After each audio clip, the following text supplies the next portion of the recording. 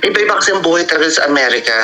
So, sobrang laki. Pero generally speaking, ang buhay ng tao dito is trabaho. 2 years na. So, Kaya sobrang yaman ko na, naiinis na ako.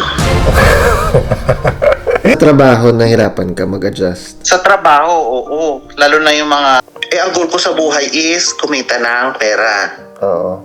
No learning at all na.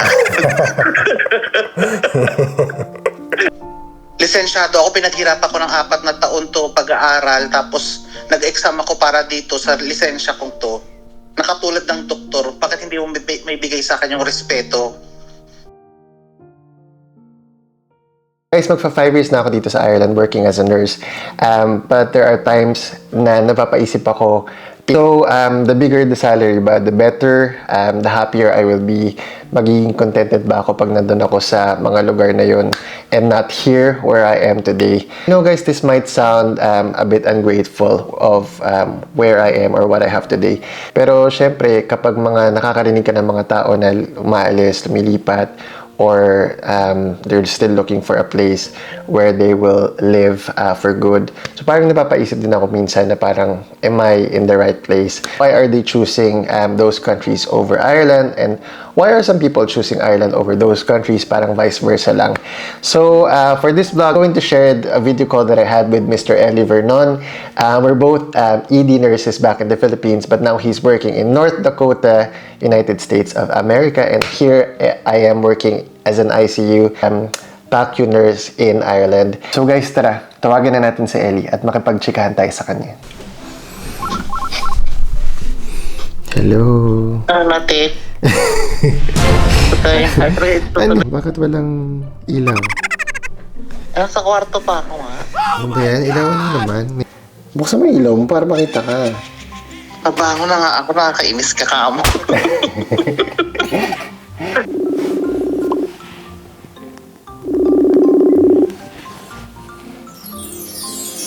Hello.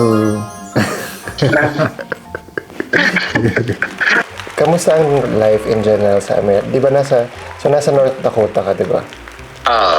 Iba-iba kasi ang buhay talaga sa Amerika.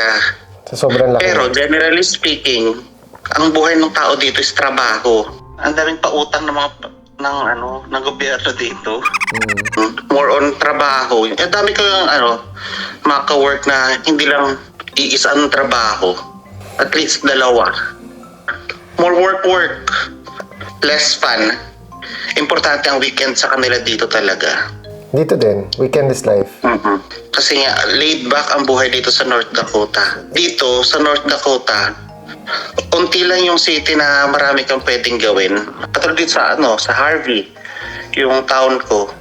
1,000 lang yata, 1,500 yung Population? tao. Oh. So magkakakilala lahat. Makikita mo yung same faces sa grocery, sa hospital, Oo. sa kalye. Pero sa kalye, bihira ka makita ng tao din talagang simple ang buhay. Simple lang. Di pangit, Simple ang buhay dito. Kaya wala ka masyadong gastos naman. Oo. Yun ang maganda dito sa Harvey. Wait. So, ibig sabihin, lilipat ka pa after ng contract mo. Ano ka ba dyan? Through agency yan, di ba? Agency, oo. 3 years ang contract ko. Tapos after nun, depende na sa hospital or depende sa akin kung magpapa-absorb ako sa hospital or lilipat ako. Gusto ko lumipat kasi nga, gusto ko lumipat kasi walang buhay masyado dito. Ang boring ng buhay dito sa Harvey. Sige. Wala masyado mapupuntahan. Ang pinakamalapit na kunyari pupunta ka, mag-grocery ka sa mga big Target. grocery Target. store. Target, Walmart, yun, yung mga sikat sa Amerika. Ang pinakamalapit is 1 hour and 15-minute drive. So dito, mga local grocery shop lang. Kamusta yung mo dyan, pagiging nurse mo dyan? Like, saang unit ka nag-work ka nan, tapos ilan yung pasyente mo, ilang hours a day ka? Sa Amerika, ang pinaka-average ng trabaho ng isang nurse a week is 36 hours. 12-hour shift a day. In my case, gano'n, mostly 36 hours a week ako. Pero binibigyan ako minsan ng another shift or 2. Short. Kasi nga, ang liit ng hospital dito, wala masyadong nurse. More on travel staff, travel nurses ang katrabaho ko. Maliit lang kasi parang community hospital lang yung trabaho dito eh. Initially, 25 bed capacity, usually below 10. Ngayon, kasi sobrang liit ng hospital. Kung ako ang charge nurse sa medical floor, ako rin nagko-cover ng ER. Buong araw walang naka-station sa ER na nurse. Yung doon lang talaga siya. So tatawagin ka lang ng front desk or pag may tumawag na ambulance, doon ka lang pupunta sa ER. Hindi siya toxic pero iba yung feeling na mag-isa ka lang. Kasi health center. Health center, Health center, community. So, kung ikaw yung charge nurse doon, may nurse ka pang kasama doon? May, oo. May nurse at sa gabi kasi lagi akong panggabi na duty eh. Ganun pala dito. Permanent use, ang mga tao naka-permanent shift. Kung pang-umaga ka palagi unless i-request mo mag-iba kang shift na. Masaya yung work dyan sa hospital mo? Feel mo? Oo, masaya kasi nga hindi ka pagod. Pero kung may bala ka pang kung ang goal mo sa buhay is yung i-enhance mo pa yung skills mo, i-enhance mo lahat ng learning mo, hindi mo makukuha dito sa hospital namin. Ang goal ko sa buhay is kumita ng pera. Oo. No learning at all na. Pero ang daming opportunity for learning talaga dito sa Amerika. Anyway, eto, let's talk about muna salary. Okay lang ba pag-usapan salary per hour? Magkano ang per hour mo? Mababa ang per hour ko kasi ang agency ang nagpapakod sa akin. So nag-start ako, ang starting ko is 26.48. Kasi ang minimum dito daw, ang starting dito sa facility namin is 30 yata, 31. Oo. Yung narinig kong chismis. So yun, yung sa sahod ko, yearly naman ang increase pero depende sa company mo kung Magkano? how much they will increase your salary. Tapos just early this year yun, tinaasan kami ulit ng salary. So nasa 30 na ako ngayon. Ang laki ng tilaas na nakaka-bro. After a year, 28 tas 30. So parang $2 lang tinaas. So hindi naman malaking difference yung yung sweldo natin, no? Diyan sa North Dakota. Hindi siya night and day difference. Ano lang, recess and lunch break, lang. Difference na. Magkano annual salary? 56?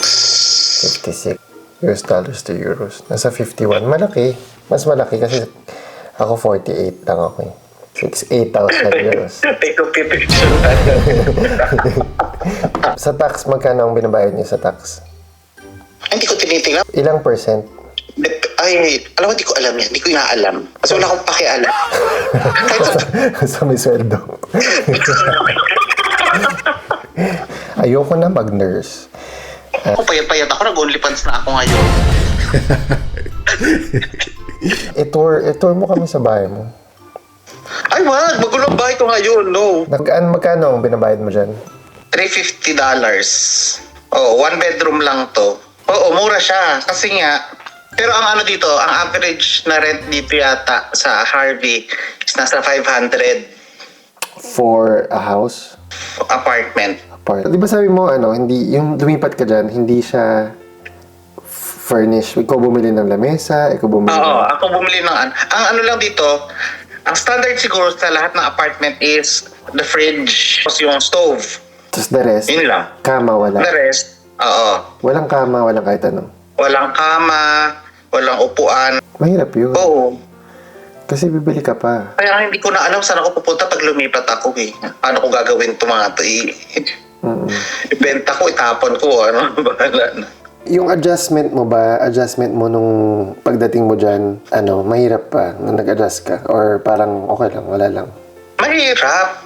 Yung lalabas ka ng bahay, bibili ka, gusto mo ng soft drink, bibili ka lang sa kanto, may tindahan. Dito wala. Pupunta pa sa grocery. Di ba ganon? Tapos ko may 7-Eleven sa 20. Di ba? Ang mga establishment usually close na ng 5 p.m. Wala kang makita dito 24 hours open. So pag gutom ka ng midnight, magutom ka hanggang bukas. Ganon. Sa trabaho, oo. Lalo na yung mga gamit, mga terms. Pagdating ko dito, may preceptor ako, may orientation ka, under orientation for at least a month. Pero, naghahawa ka na ng pasyente at the same time mag-orient ka eh. Meron ka lang preceptor. So, mga terms nila, di ba ang slipper sa Pilipinas yung Chinelas. flip-flop, chinelas, ganun. Ang slipper dito, yung socks na may anti-slip pala, I mean. Yun ang slipper. Yun ang slipper. Okay. Ay talaga, nakakalito.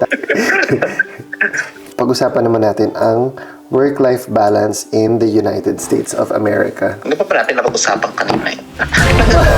Attitude. Usapan natin kanina. Pag-usapan na ba natin? Walang work-life balance dito, work dyan. Hindi, Ang tawag sa amin is paid time off. Na na-accrue mo siya, parang na-accumulate mo siya every time ka pumapasok. Ako, sa agency ko, ang maximum ng accrual ko is 128 hours.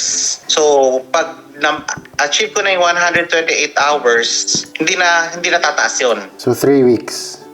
So, konti na pala na annual leave nyo. Yun ang drawback. So, kaya nga, kung gusto mong mas matagal doon, wala ka ng bayad.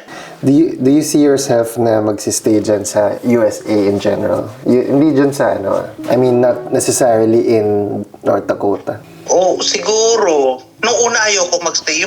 Wala sa plano ko magstay. Ayoko na bumalik ng Pilipinas para sumahod ng kakapiranggot. Kasi ang mahal na ng bilhin yata sa Pilipinas. Sobrang mahal na ng bilhin sa Pilipinas. Tapos yung sahod mo, Oo nga na. ang baba pa din. Siyempre, sa pera tayo nabubuhay, aminin na natin yan eh. Hindi pwedeng happiness lang eh. Hindi, or pwede ka nang umuwi, kunyari, may business ka doon na Oo, yun. Or yung pag may kunya, or pa-retire ka na, parang ganun. malapit na tayo mag-retire. Oo, 5 years na lang magre-retire na ako eh. Ayoko na.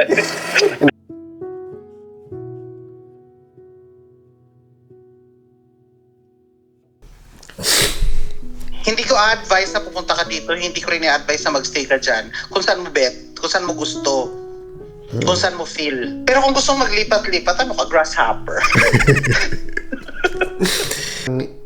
We think na the grass is always greener on the other side. Contentment nga kasi. Sa bagay. Diba? Kasi kung hindi ka contented sa kung anong meron ka ngayon, talagang mag-iisip ka pa ng more.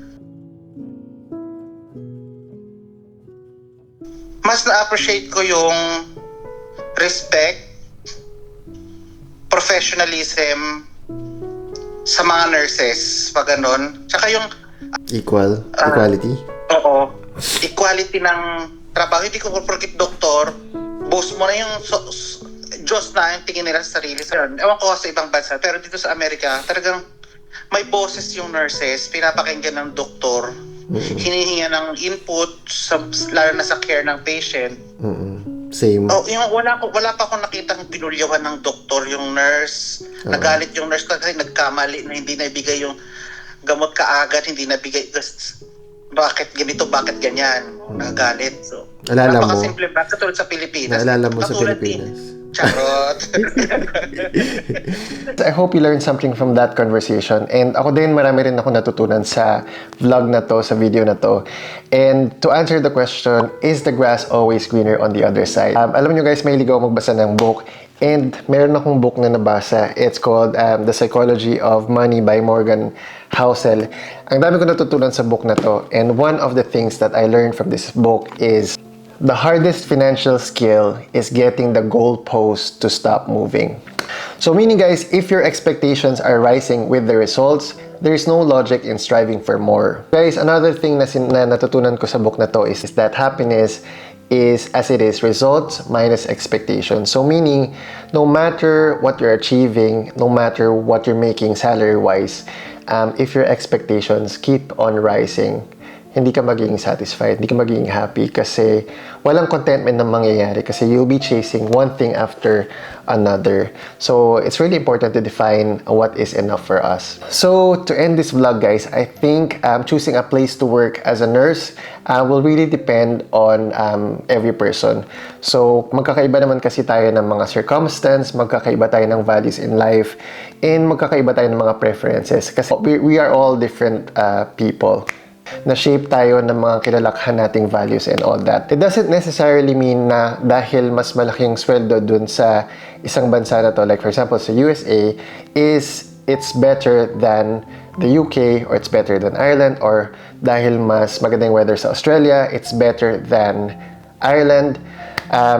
Merong mga pros and cons sa bawat country na puntahan nyo, and there will be things that will suit you, there will be things na magugustuhan nyo talaga, and there will be mga factors na hindi aakma sa preference nyo. So I think it will just depend on your preference, kung ano yung what you value in your life, what you value in a place that you want to live in. So before I go, guys, I just want to share this beautiful message that I've learned in this book, which says, more than your salary, more than the size of your home, more than the prestige of your job, control over doing what you want, when you want, with the people you want to, is the broadest lifestyle value that makes people happy. And for that, thank you for your time, my fellow nurses. And I hope you get a bit of value from this video. And if you do, please hit the thumbs up button and like this video. And also subscribe to my channel if you want to see more content like this. And as always, my name is Boyd Ventura, your Filipino nurse in Ireland, and I will see you on the next video. Bye. Kasi seryoso yung ano mo videos mo. O, tas monotone ka pa magsalita. Nagpapanggap ka talaga kasi doon. Kasi nga English iniisip mo pa yung sasabihin mo.